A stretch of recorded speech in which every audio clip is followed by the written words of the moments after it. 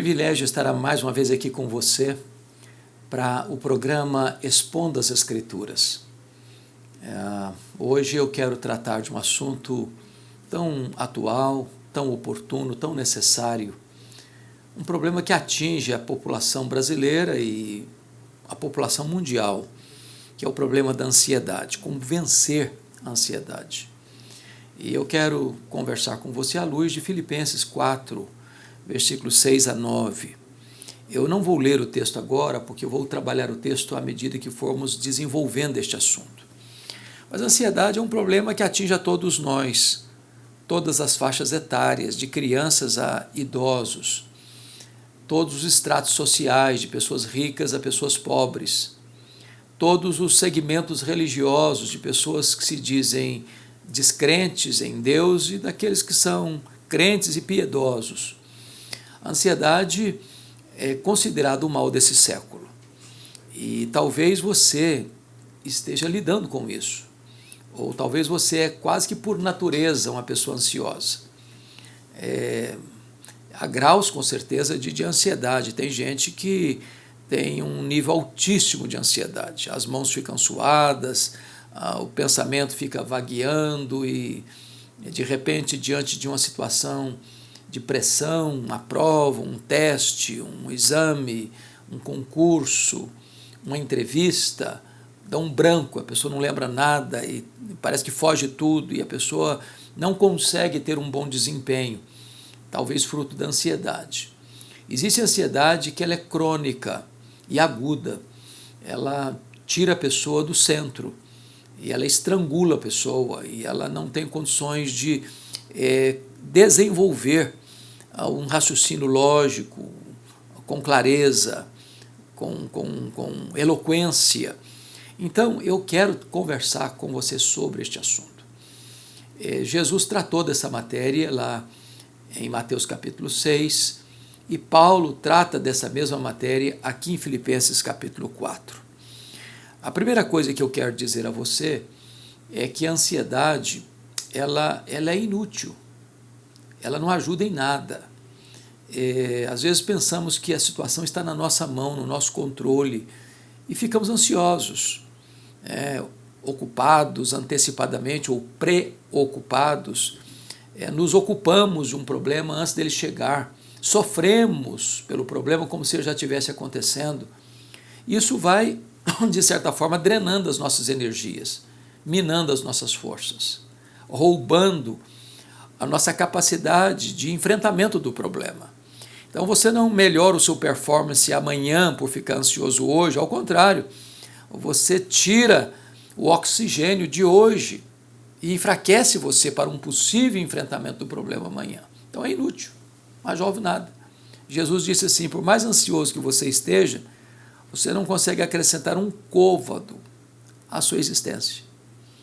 Mas, em segundo lugar, a ansiedade ela é prejudicial, ela é nociva, ela não melhora o seu desempenho e ela suga, ela estiola, ela seca você, ela rouba o seu vigor.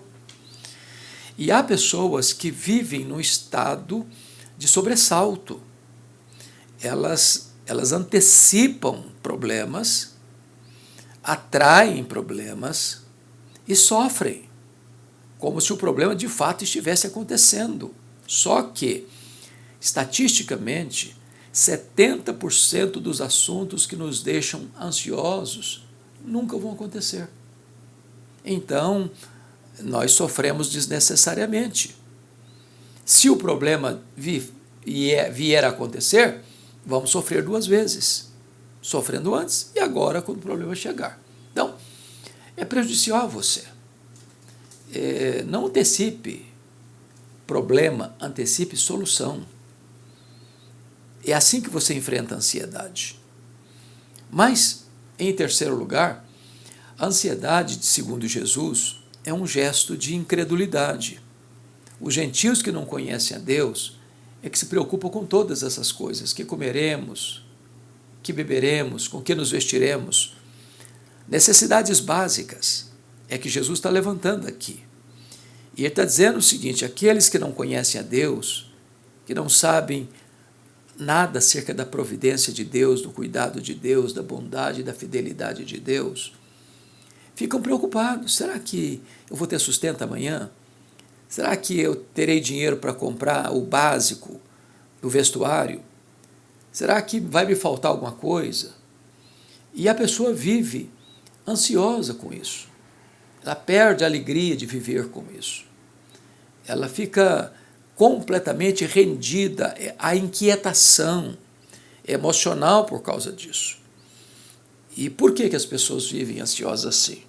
É porque elas ou desconhecem ou até duvidam que Deus seja suficientemente poderoso e bom para cuidar da vida, da sua vida. Então fica ansiosa. Jesus disse: vós, porém, deveis buscar em primeiro lugar o reino de Deus e a sua justiça, e as demais coisas vos serão acrescentadas. Quando você busca as primeiras coisas primeiro, então as outras coisas vão se alinhando pela ordem e cronologia certa dos fatos. Quando você cuida das coisas de Deus, Deus cuida das suas coisas. Então não se capitule à ansiedade, não entregue os pontos, não jogue a toalha, não viva estressado, não viva no limite, na fio da navalha das suas emoções, porque isso nada adiantará, isso nada resolverá. O próprio Jesus disse que os pássaros não plantam, não colhem, e no entanto Deus os alimenta. E ele disse mais: você olha o lírio do campo. O lírio do campo nasce hoje, viceja, floresce, e amanhã murcha e seca. E nem Salomão, em toda a sua glória, se vestiu como os lírios do campo. Se Deus cuida de pássaros, se Deus cuida de flores, muito mais Deus cuida dos seus filhos. Valemos mais do que pássaros e flores. É o argumento de Jesus. Então acalme o seu coração. Então descanse a sua alma. Saiba que Jesus tem cuidado de você. Bom, o texto de Gálatas, ou melhor, o texto de Filipenses capítulo 4, o apóstolo Paulo está preso em Roma, está algemado, e ele está escrevendo a carta chamada a Carta da Alegria. E é quase paradoxal. Paulo está velho, Paulo está sendo acusado, Paulo já passou por muitas situações difíceis na vida, ele tinha já sido perseguido em Damasco, já tinha sido rejeitado em Jerusalém, já tinha sido esquecido em Tarso, já tinha sido apedrejado em Listra, já tinha sido açoitado em Filipos, já tinha sido escorraçado de Tessalônica e Bereia, já tinha sido chamado de tagarela em Atenas, já tinha sido chamado de impostor em Corinto, já havia enfrentado feras em Éfeso, já havia sido preso em Jerusalém, já havia sido acusado em Cesareia, já havia enfrentado um naufrágio para Roma, já havia sido picado por uma cobra em Malta, já havia sido apedrejado, já enfrentara perigos de rios, de mares, e agora ele está preso. Agora ele está algemado. Agora ele está sendo acusado pelos seus irmãos, os judeus. E ele escreve uma carta de gratidão, de alegria. E é nessa carta que ele vai dizer para a igreja de Filipos assim: não andeis ansiosos de coisa alguma. Em tudo, porém, sejam conhecidas diante de Deus as vossas petições pela oração e pela súplica, com ações de graça. Talvez o normal seria os crentes de Filipos escreverem para Paulo e dizer: Paulo, não fica ansioso não, você é inocente. Deus vai te livrar dessa prisão, Deus vai te honrar diante dessas acusações levianas. Não, é Paulo que está escrevendo para eles, dizendo o seguinte: não fiquem ansiosos não, não fiquem preocupados não. E Paulo aqui nos dá uma receita para você triunfar sobre a ansiedade. A receita que Paulo dá não passa por um remédio que você vai encontrar na farmácia. Muito embora, às vezes, o grau de ansiedade é tão grande que vira um problema patológico, que precisa até de recursos medicamentosos. Não estamos discordando ou nem descartando essa possibilidade de uma necessidade de ajuda médica. Mas Paulo está trazendo aqui uma receita com viés espiritual. E ele está dizendo o seguinte: a melhor maneira de você vencer a ansiedade é você aprender a orar corretamente. E o que significa orar corretamente? Paulo elenca no versículo 6 de Filipenses 4, 3 sugestões muito importantes, 3 orientações muito importantes. Primeiro, ele diz assim que a palavra oração é, na língua original, a mesma aí para adoração. Então ele está falando de 3 coisas. Ele está falando de adoração, de petição e súplica e de ações de graças. Há uma diferença clara entre você adorar a Deus e você dar graças a Deus. Você adora a Deus por quem Deus é e você dá graças a Deus por aquilo que Deus faz. Então, Paulo está recomendando que você enfrente a ansiedade com adoração, com petição e súplica e com ações de graças. Você adora por quem Deus, você adora a Deus por quem Deus é. Então, imagine o seguinte, que eu vou fazer aqui uma oração de adoração, certo? É o que Paulo está recomendando para você enfrentar a ansiedade. E eu chego para Deus e digo: meu Deus, eu quero te adorar, porque tu és o único Deus vivo e verdadeiro. Tu és o Deus autoexistente, tu és o Deus infinito, imenso, imutável, onipotente, onipresente, onisciente, transcendente, soberano. Eu quero te adorar porque tu és o Deus justo, fiel, verdadeiro, bondoso, misericordioso, o Deus que tem prazer na misericórdia, o Deus que é rico em perdoar. Eu quero te adorar porque tu és a razão da minha vida, a minha alegria, a minha paz, a minha justiça. Eu quero te adorar porque tu és a minha herança, porque tu és o deleite da minha alma, porque tu és o prazer da minha vida. Eu quero te adorar porque em ti eu encontrei vida e vida em abundância. Eu quero te adorar porque tu és o motivo do meu viver. Em nome de Jesus, amém. Aí eu termino essa oração e digo assim: Deus, mas eu estou tão ansioso. Não combina mais. Ou você retira a oração ou retira a ansiedade. Sabe por que nós ficamos ansiosos? É porque nós não sabemos, ou nós nos esquecemos do quão grande é o nosso Deus, do quão poderoso é o nosso Deus. Então, acalme o seu coração.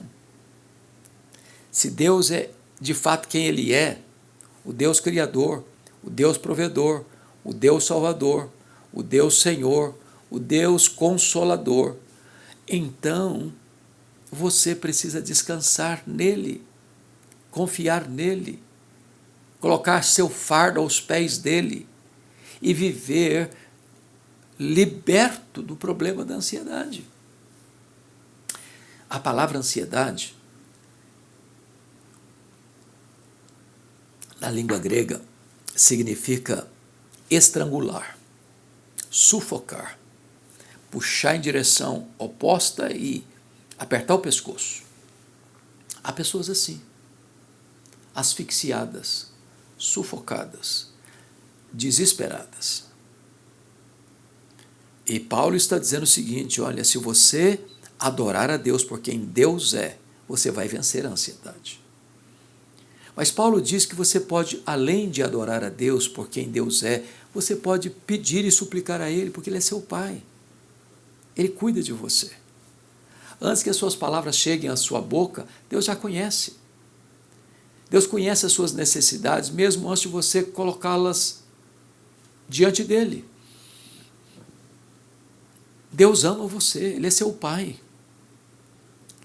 Ele é o pastor e você é a ovelha. Ele conhece você por fora e por dentro.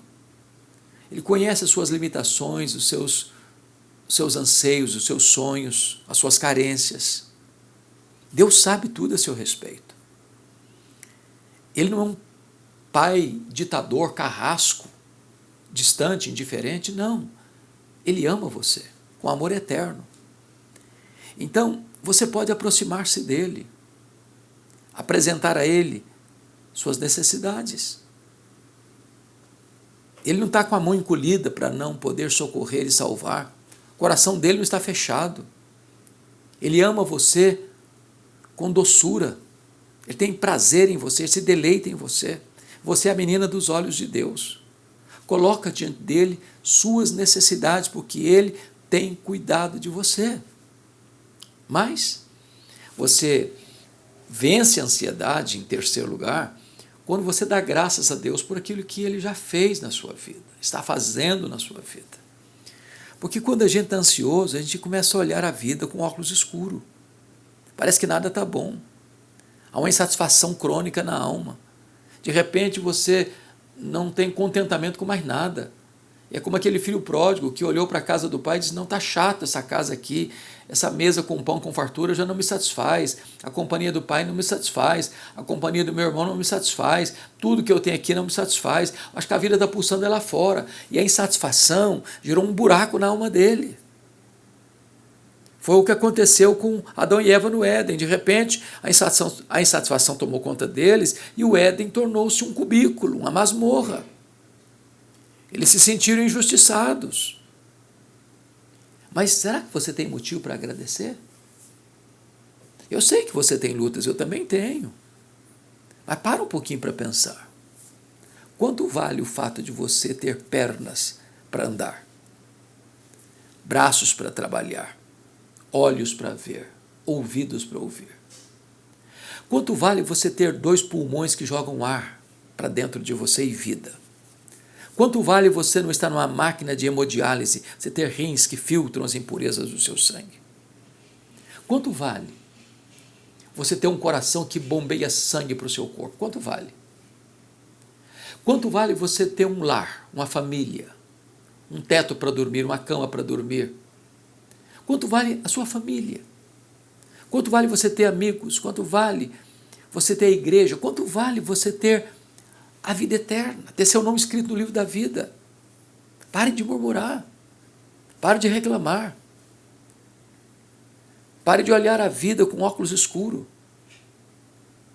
Comece a agradecer a Deus, comece a dar graças a Deus. E você vai perceber que a ansiedade não terá mais espaço no seu coração. Que a ansiedade é fruto da ingratidão. Então adore a Deus por quem Deus é, então suplique a Deus porque Ele é seu Pai, então agradeça a Deus por aquilo que Ele já tem feito na sua vida e você vai vencer a ansiedade. O que Paulo menciona é que no lugar da ansiedade virá ao seu coração, conforme o versículo 7 de Filipenses 4, a paz de Deus, que excede todo entendimento, que guardará o seu coração e a sua mente em Cristo Jesus. A ideia de guardar aqui é de sentinela, de montar guarda. A ansiedade vai embora e Deus traz a soldadesca divina para proteger a sua cabeça e o seu coração, porque a ansiedade é um pensamento errado e um sentimento errado. Na medida que você experimenta essa paz, e essa paz vai guardando a sua mente e o seu coração, no lugar daquela ansiedade que estrangulava você, que apertava o seu pescoço, agora você tem aquela paz gostosa, doce, suave, que vai habitar em você. A paz de Deus, diferente da paz com Deus é um relacionamento certo com Deus. A paz de Deus é aquele sentimento gostoso, sereno, firme, seguro, de que a sua vida está nas mãos de Deus, de que ninguém vai tirar você dos braços de Jesus. Então você descansa, então você aquieta o seu coração, você tem paz na sua alma. Mas Paulo vai nos dar um segundo remédio para vencer a ansiedade. No versículo 8 ele diz assim: finalmente, irmãos, tudo que é verdadeiro, tudo que é respeitável, tudo que é justo, tudo que é puro, tudo que é amável, tudo que é de boa fama, se alguma virtude há, se algum louvor existe, seja isso que ocupe o vosso pensamento. Se o primeiro remédio é orar corretamente, o segundo remédio para vencer a ansiedade é pensar corretamente. Tudo acontece aqui no campo do pensamento. A Bíblia diz assim como o homem pensa, assim ele é. A sua mente é o grande campo da batalha, onde você vai vencer ou ser derrotado. Quando você põe na sua mente um pensamento negativo, você vai elaborar para isso. Quando você faz provisão para o fracasso, é isso que você vai alcançar. Quando você já sai em campo sentindo-se derrotado, é isso que vai acontecer. Porque na sua mente você já planejou, já programou, já projetou o fracasso.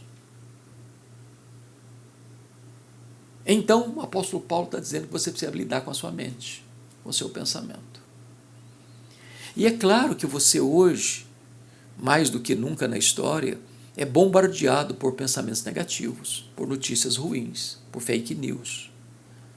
Quando você abre suas mídias sociais, seu Facebook, seu Instagram, seu TikTok, seu Kawaii, quando você liga a sua televisão, quando você assiste aos filmes, às séries, os noticiários, é difícil você encontrar uma coisa boa. Explora-se a tragédia. O que dá visibilidade é coisa ruim.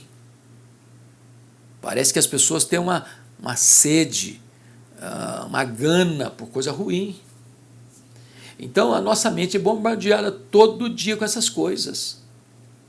E de repente você vai sendo amassado, oprimido, esmagado debaixo desse rolo compressor de tanta coisa ruim à sua volta. E se você não tomar cuidado, você fica para baixo. Você entra na onda. Você se conforma. Você se capitula. Você joga a toalha. Quantas pessoas que acham que não tem mais saída? Quantas pessoas rendidas ao pessimismo? Quantas pessoas que se entregam mesmo à ansiedade, às vezes até à depressão? Quantas pessoas flertam com a morte? Quantas pessoas que tiram a própria vida? Porque não veem uma saída, uma luz no fim do túnel, uma janela de escape, uma porta de fuga. Paulo está recomendando aqui que você precisa vigiar o seu pensamento. Que você deve pensar em tudo que é verdadeiro, larga a mentira para lá. O mundo hoje é um mundo das mentiras, dos fake news, da inversão das coisas, da distorção dos fatos, das narrativas mentirosas, para enganar os incautos. Paulo diz, não, a verdade precisa estar como coluna inabalável em sua mente. Para de ficar vendo porcaria, sujeira, pornografia, a lama, o lixo, o submundo, os porões da iniquidade. Alimente a sua mente com coisa respeitável. Paulo diz, aquilo que é injustiça, que é violência, que é trapaça, que são conchavos nos porões e nos bastidores da política. Alimente a sua mente, não com essas coisas, mas com o que é justo. Não perca o senso de justiça. Tudo que é puro, não ponha diante dos seus olhos coisas indecentes, coisas impuras. Não alimente o seu coração com esta sujeira. Paulo diz o seguinte, tudo que é amável, para de falar mal dos outros, para de espalhar fake news, para de alimentar o seu coração com ódio, com ranço, com mágoa. O que é amável, aquilo que é de boa fama, aquilo que é virtuoso. Se algum louvor existe, isso ocupe o seu pensamento.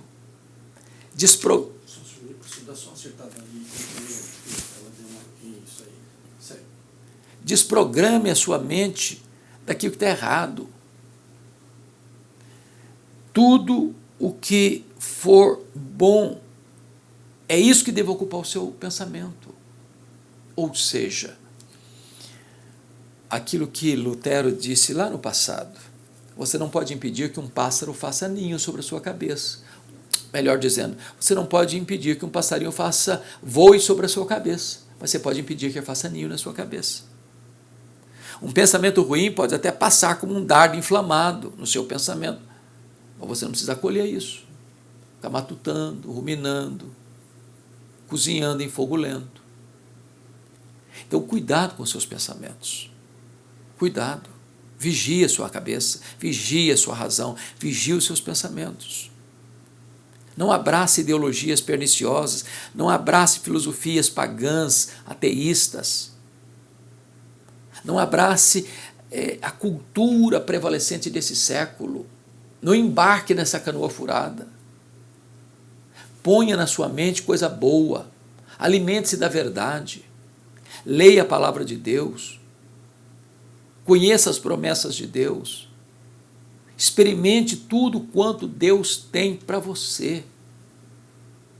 Porque, do contrário, tudo que está acontecendo aí vai gerar o que dentro de você? Ansiedade.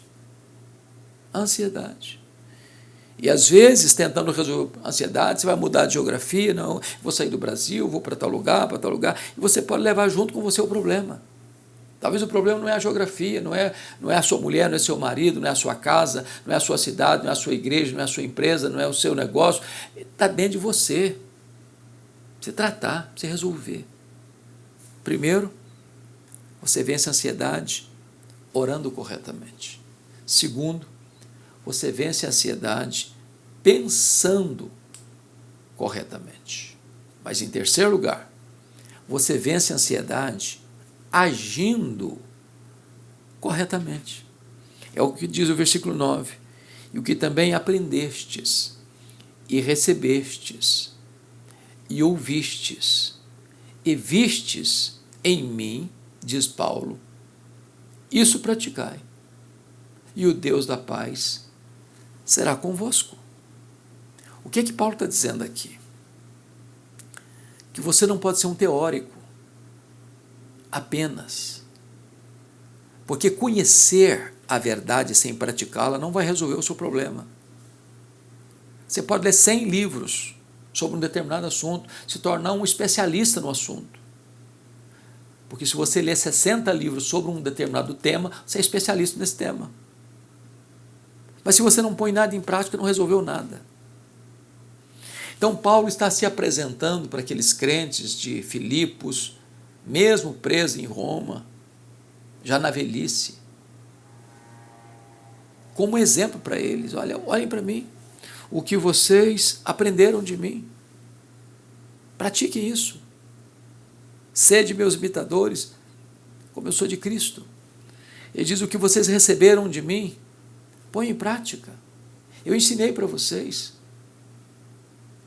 eu coloquei para vocês a verdade de Deus, ponham essa verdade de Deus em prática na vida de vocês. O que vocês ouviram de mim, diz ele, eu preguei para vocês, eu ensinei a vocês, eu compartilhei com vocês a palavra. Esta palavra tem princípios que, se vocês porem em prática, vocês vão resolver esses problemas, vocês vão ficar livres das peias da ansiedade, dessas correntes grossas da ansiedade. O que vocês viram em mim. Paulo está se apresentando aqui como paradigma, como referencial, como modelo para eles. Vocês viram em mim. Isso vocês devem praticar. Cristianismo é prática. Cristianismo é obediência.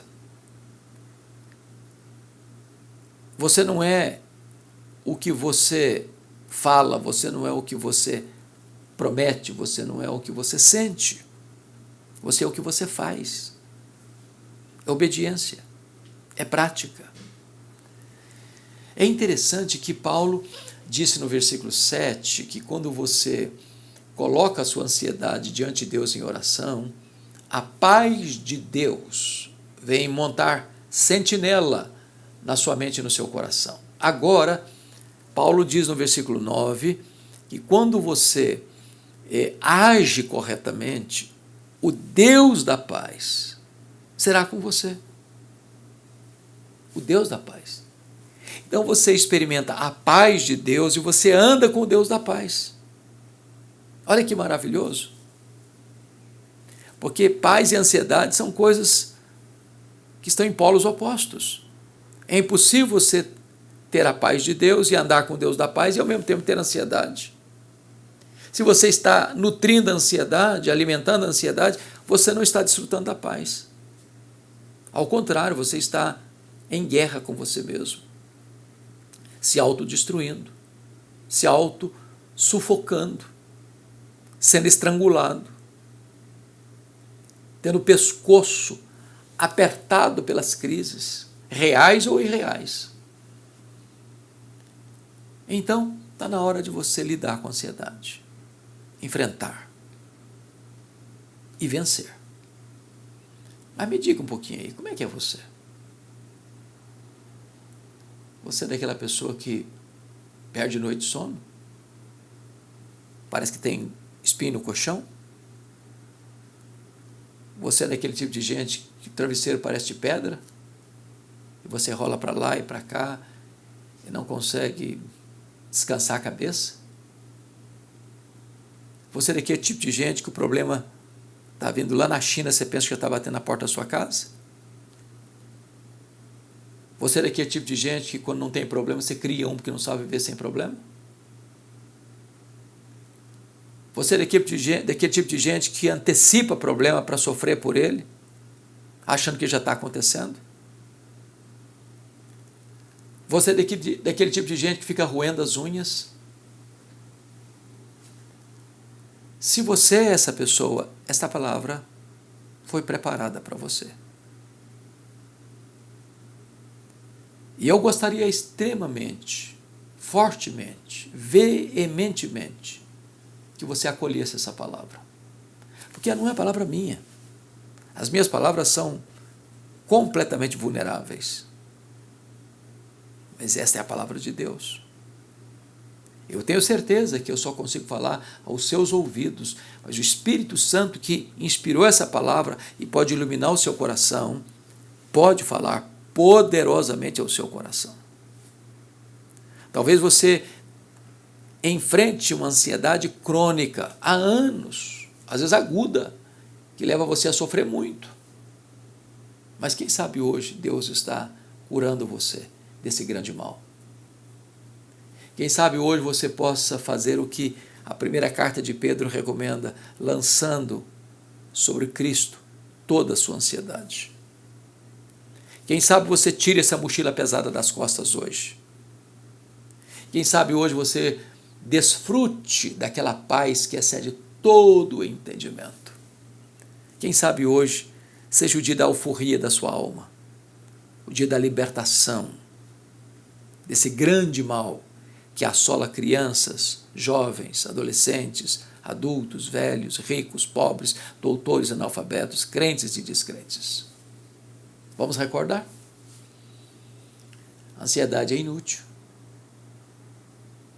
A ansiedade é prejudicial. A ansiedade é sintoma de incredulidade. A ansiedade é estrangulamento da alma. Como é que resolve esse problema? Primeiro, aprendendo a orar corretamente. Adorando a Deus por quem Deus é, suplicando a Deus porque Ele é seu Pai e agradecendo a Deus por aquilo que já tem feito na sua vida. Segundo, pensando corretamente, deixando que as coisas boas que emanam de Deus tomem conta da sua mente, povoem os seus pensamentos. Terceiro, agindo corretamente. Você precisa ter um modelo. Você precisa olhar para alguém e dizer, é isso aí. E Paulo, então, vai dizer o que vocês aprenderam, o que vocês receberam, o que vocês ouviram, o que vocês viram em mim. É isso que vocês devem praticar. O resultado final é o Deus da paz será convosco. Você vai ter uma companhia além de um sentimento. O sentimento é a paz de Deus, a companhia é o Deus da paz. Que Deus abençoe muito a sua vida, que hoje Deus tire esse peso das suas costas e você viva sem ansiedade, livre, feliz, leve, confiante no cuidado do Pai, confiante na providência divina. Deus abençoe muito você. Um grande abraço.